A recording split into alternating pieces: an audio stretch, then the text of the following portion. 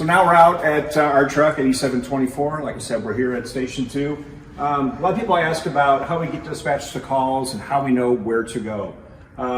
With technology and GPS, our truck actually has a GPS monitor on it. So dispatch knows exactly where our truck is. When we get dispatched, the information comes up on the screen. We can actually hit a button for directions, and we just follow a blue line. It knows the exact quickest way to get to an address.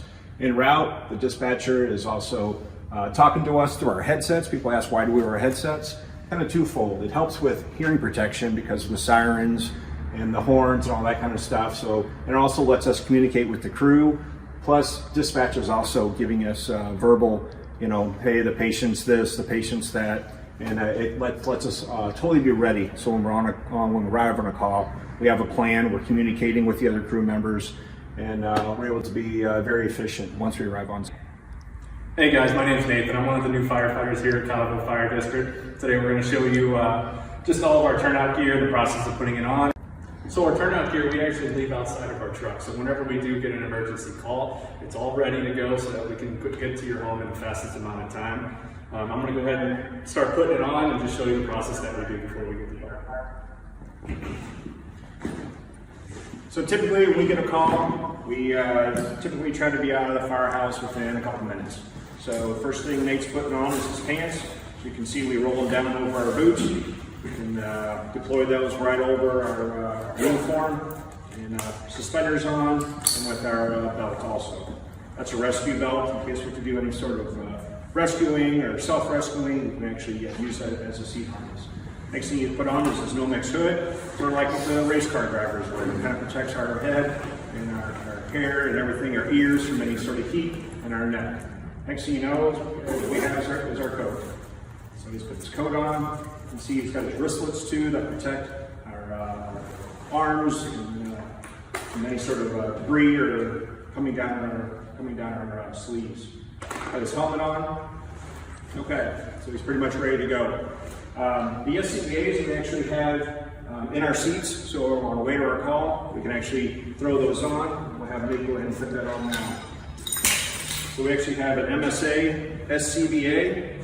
This is a 45-minute bottle, but as I said before in a previous video, depending on your work time, it could be anywhere from 15 to 20 minutes, depending on if you're swinging an axe or if you're just standing there pulling the hose. Obviously, you're going to be breathing more or less, depending on your workload. So we'll go ahead and have Nathan put that on. Very similar to a scuba tank, but obviously ours cannot be used under the water. So we have 2 shoulder straps, 1 waist belt. Key is to getting those all tight. Once he gets that adjusted, we'll go ahead and deploy his face piece. So you can see it's all about layers with this gear. So you can see the first layer against the skin is going to be the face piece. We get tested every year on our face pieces.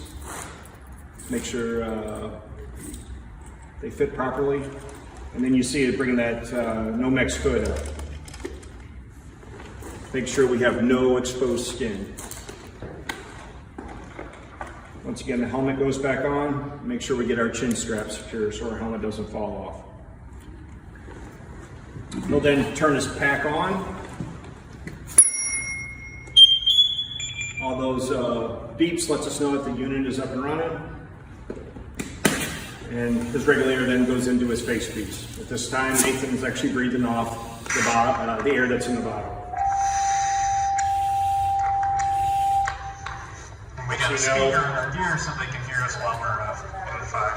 Yeah, if you can hear, he's actually talking through a voice amplifier. Obviously, in a fire situation, very noisy, very hard to communicate, but actually with the amplifiers, it does actually help. So gloves on, he's ready to go to work. So we're coming off the truck just like this. Also with hand tools, based off of all his attire here, all the gear, all the PPE, the SCBA, we're adding about 59 to 60 pounds.